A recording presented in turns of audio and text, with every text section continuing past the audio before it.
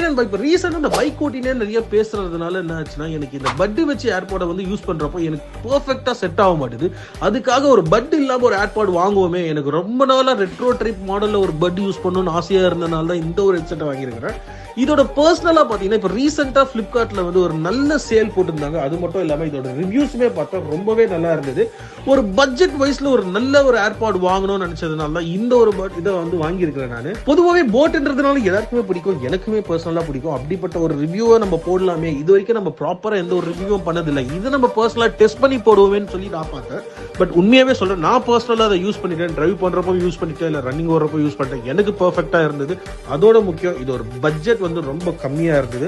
So இந்த நீங்க travel பண்ற பர்சனா இருந்து இந்த ஐயாலாம் வாங்கி தொலைக்கிறதுக்கு இந்த மாதிரி லோ எண்டா வாங்கி யூஸ் பண்ணலாம் அப்படின்னு நினைக்கிற ஆளா இருந்தீங்கன்னா கண்டிப்பா இந்த ஒரு இயர்பட்டை நான் உங்களுக்கு ப்ரிஃபர் பண்ணுறேன். இந்த இயர்பட் நீங்க ஏற்கனவே யூஸ் பண்ணியிருந்தாலும் கமெண்ட் பாக்ஸ்ல கமெண்ட்